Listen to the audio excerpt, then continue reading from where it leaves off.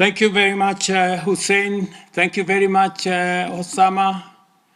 Karibuni, all the men and women, good people who requested me to appear on X.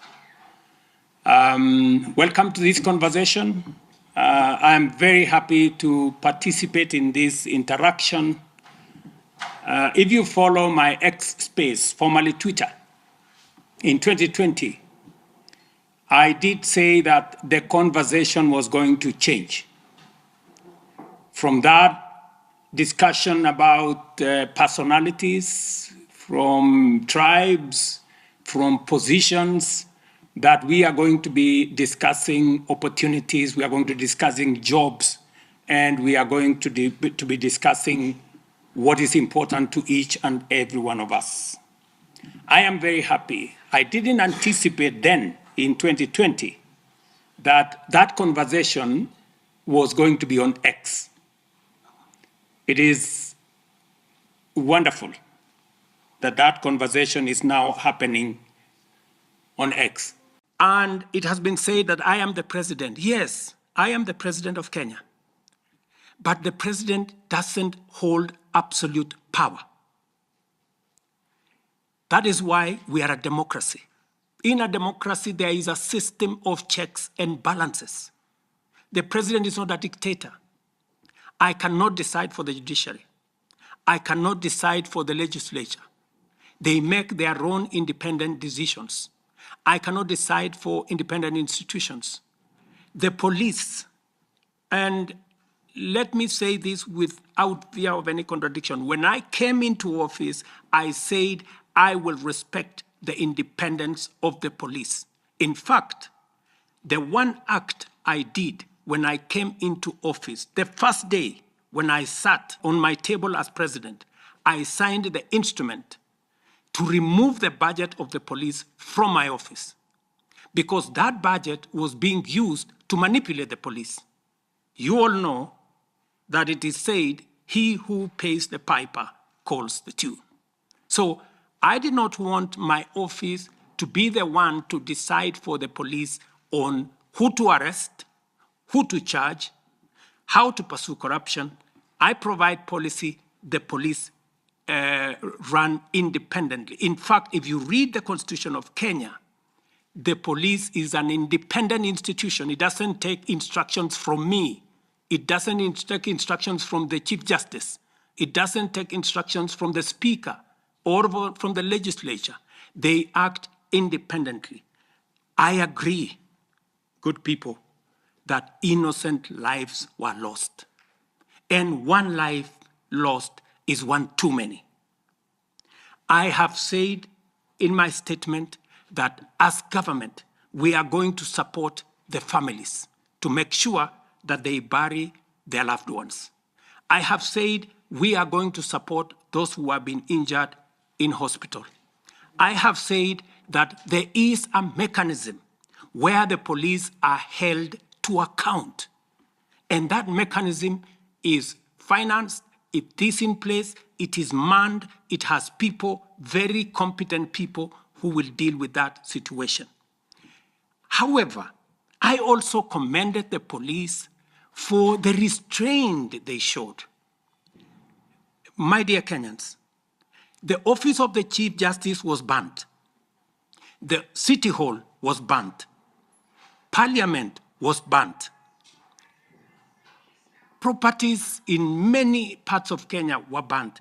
That was what I was referring. I was saying the police did, to the extent possible, with constraint, they tried to protect public property in different parts of the country.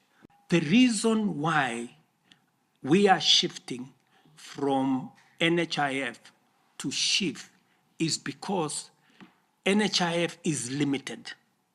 NHIF only captures a small section of our society. It is my intention, as I made a commitment to the public, that every Kenyan must have two things: must have access to healthcare and must have access to health insurance.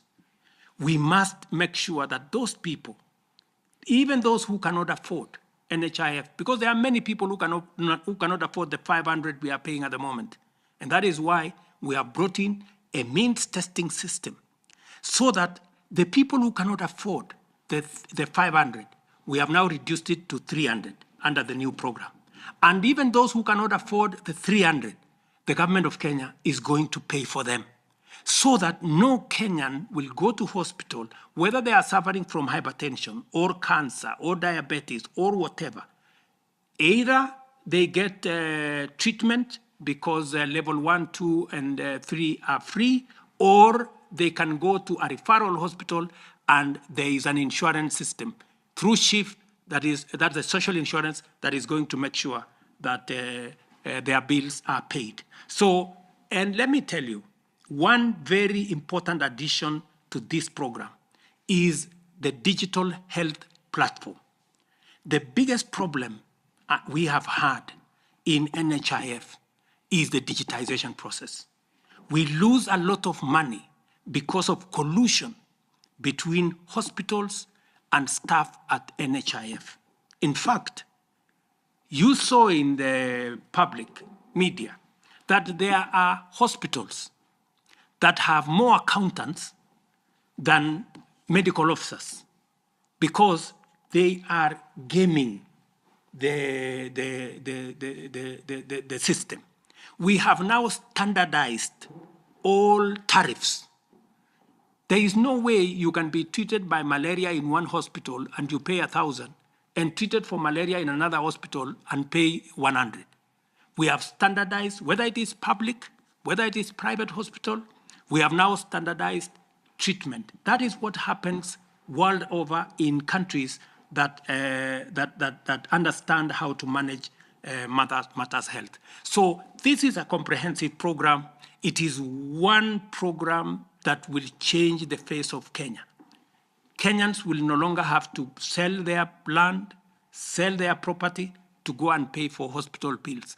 We will, all of us, stop these harambes and the public collections that we are collecting to go and deal with people.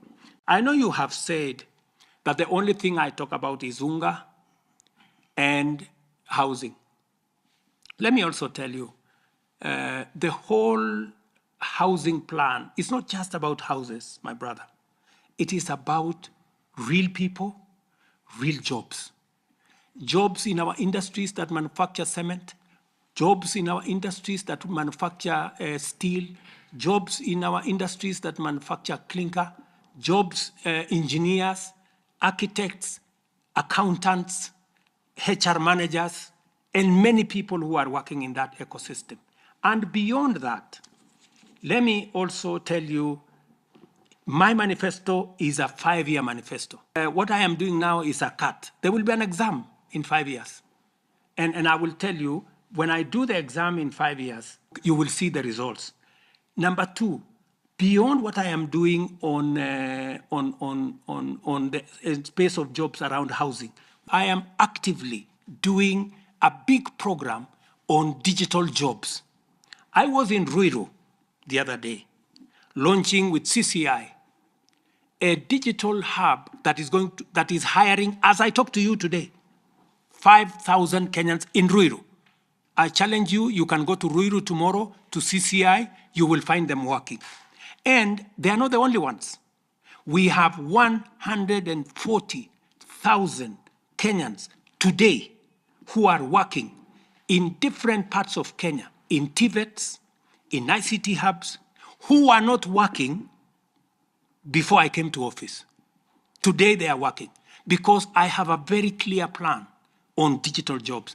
When I talked in my manifesto about digital superhighway, it was not a write-up. It was not an essay. It was something that I intended to implement.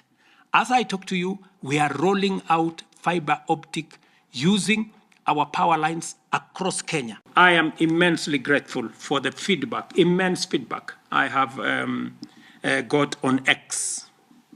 In fact, I think I took a long time before coming to X. I think I should be more often in this X space to engage with you guys and to deal with situation there. Let me, however, commit that my administration has always believed in listening, in engaging, and that is why I go around the country to engage people. I rarely sit in the office. I go to different places to engage with the people of Kenya.